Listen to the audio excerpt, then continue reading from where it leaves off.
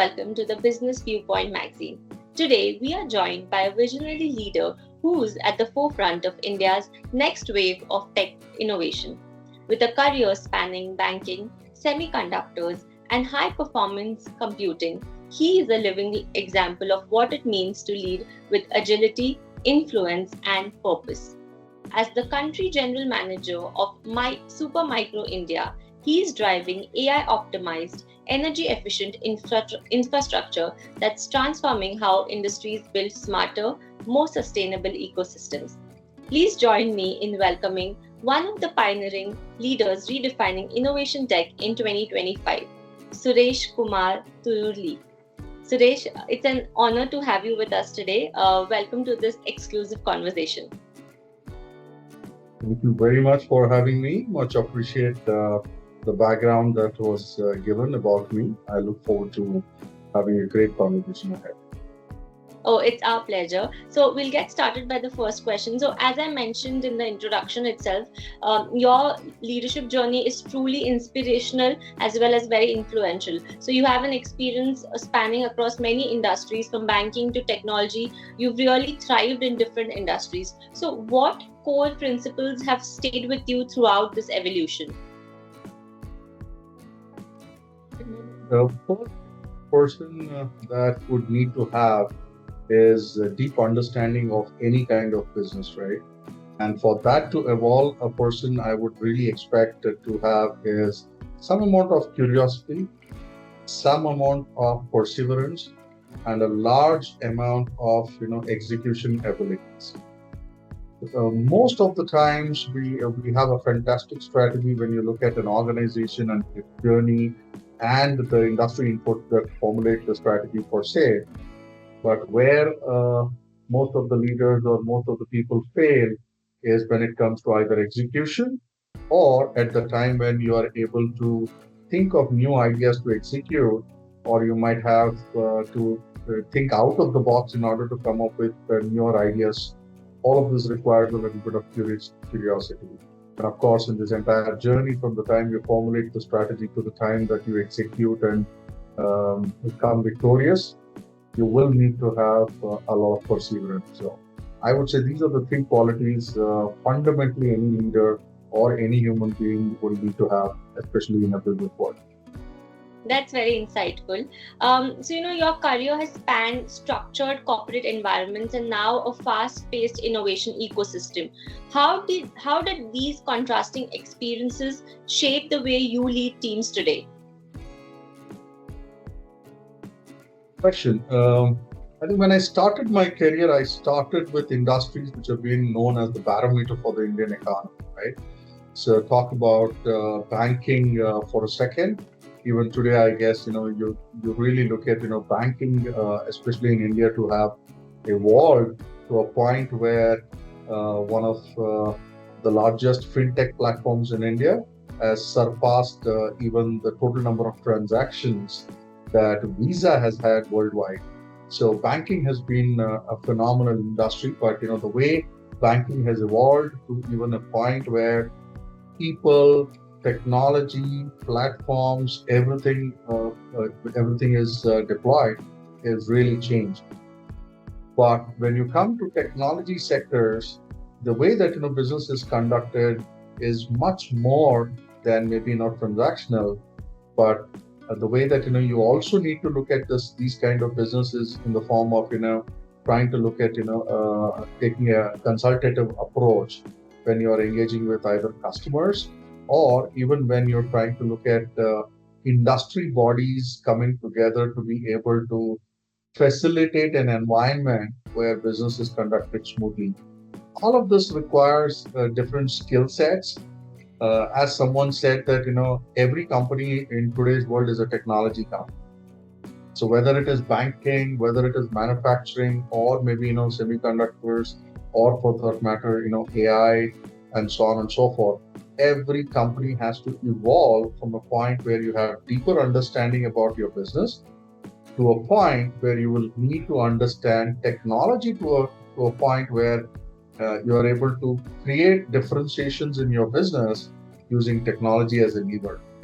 So I guess from my journey of banking to semiconductors to maybe, AI and infrastructure right now, data center infrastructure and next gen technologies. Pretty much I see that as one large world in today's context where technology is at the forefront, but of course business is being enabled because of technology. So what I love is the industry transformation that is happening because of these technologies, and I'm very sure that it will continue to grow in the same way. That's excellent. So you talk about innovation as a continuous mindset because it's the need of the hour. So what does that actually look like day to day for you as a leader? Innovation for me is not just from a technology perspective, right? I think innovation or out of the box thinking, you can give it multiple names. It has to come in every point, especially given that there's so much of dynamic changes that is happening in today's business, right? Every day the technologies are really evolving, and it only facilitates the enterprise to come stronger and victorious. That's one part. The second part is business innovation is really happening. Business model innovation is really happening. So all of this, maybe 10 years back, you wouldn't have heard about SVP or a Zomato. Today, thanks to technology, these new business models are all evolving, right? At the same time, talk about Google Maps, talk about ChatGPT, or all of these. Technology is going to evolve more and more. In this phase of where the world is going, I guess it's important to figure out how those technologies can be enabled for not just personal use but also for business use, and that will only be a transformative tool, I would say. That's amazing. So empowerment seems to be at the heart of how you build teams. So how do you balance giving people autonomy while keeping everyone aligned with the shared mission and vision? Yeah, again, an interesting question. Number one, I think we will have to look at people. You'll have to be really engaged with your people in order to know what kind of skill sets each one of your team members or your teams carry, and where the teams will lack when it comes to either executing or possibly coming out with answers to a problem. The way that I think at least I have seen myself addressing my teams and so on is, once you are able to look at the problem and once you are able to build confidence in your team, there's a lot of delegation which happens, but the delegation also comes with continuous guidance and continuous observation, I would say, and those observations will eventually lead to newer facts that the team will have to come out with, and those newer facts would mean newer challenges, and eventually you solve the problem.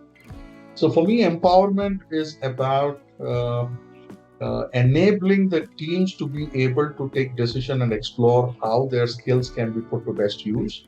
At the same time, a little bit of guidance and a little bit of strategy is where experience that possibly leaders like us will carry, and that is how it is translated to the teams. Eventually, it is about building confidence within the teams, but being able to leverage the key skills that they would have, and those skills put to best use. That's what I would feel as empowerment. That's fantastic. So something that aligns with the previous question, my next question is about it. So mentorship, it plays a big part for your leadership philosophy. So who mentored you early on, and how did you pay that forward now with the next generation of tech leaders? Mentorship is not only about the business, right? If you see the journey that I've had, I've come from an industry which was like banking to an industry which is highly technical, the semiconductor side of it, and now even more technical or more, maybe simpler, whichever way you look at it, AI and so on and so forth. I don't think so I could have had the luxury of choosing an ideal mentor in life. That's one story that I want to give. So when I say that story, it's also about trying to tell the younger generation to say that, okay, in life you will never have an ideal mentor, but you will need to look at, people who can act as mentors for various parts of your life and your journey. So there could be aspects of, learning that I can get from, certain industry leaders, and thanks to my bosses and thanks to, some of my industry colleagues who always had a differentiated point of view. But at the same time, those people, as much as, they can help me do my business effective. But when I have to start looking at, the new age technologies or the new age business, the kind of skills that I would require will be very different. And in order to take up those skills, I possibly will need newer mentors, possibly will have to look for people, outside of my comfort zone. And that's where, people, mostly people who are from the industry have helped shape the journey. And at the same time, sometimes you also need to look at, having mentors who are completely different from your industry. So my journey, I guess, I would say it was because of mentors who came from different industry sets, not just from the professional side, but also someone from the industry body and people who have different cultures. To give you an example, I think I've had the luxury of working with at least bosses who come from 15 nationalities worldwide. So each nationality, there is a different culture, there's a different way of even sending mails, different way of responding, and so on. So you cannot really have one mentor to be able to guide you on how to effectively do your business or how to effectively learn and so on and so forth. So you'll have to look at, a combination of everything that comes around, but also aligned with the objective that one would want to see for himself or herself, That's very diverse and unique experiences that you've had. So yeah, great. So finally, leadership today is often about navigating uncertainty, right? So what's your approach to making tough decisions and guiding your teams through change and disruption? Yeah, I think uncertainties is going to be there for sure. As businesses get more and more complicated and complex, any kind of uncertainty is bound to be there even today. Maybe at some point of time, with more and more data, more and more fact-based decision making, you should be able to get past this. But the advice that I would give to anyone is that when it comes to effective decision making, good or bad decisions will still have to be backed by a strong set of facts. It is also supposed to be in alignment with the outcome that you really want to achieve. As long as you are going in that direction, it might sound difficult, it might sound tough, it might sound bad, but eventually you need to take that decision. And that decision is in the interest of the people, interest of the organization, and interest of the business environment that they're all in. So my view would be that, fact-based decision making is going to be extremely important for anyone in order to take the right decision. It's not a good decision or a bad decision. It has to be a fact-based decision. That's great advice right there.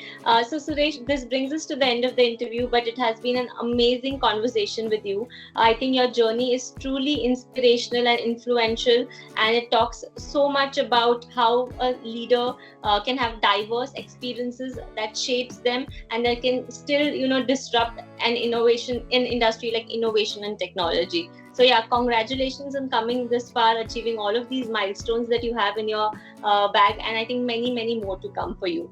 So for all of our viewers and readers, please subscribe and join our YouTube channel to listen to such amazing and innovative podcasts. And thank you, Suresh, for your time and effort for this interview. It was great meeting you and talking with you as well.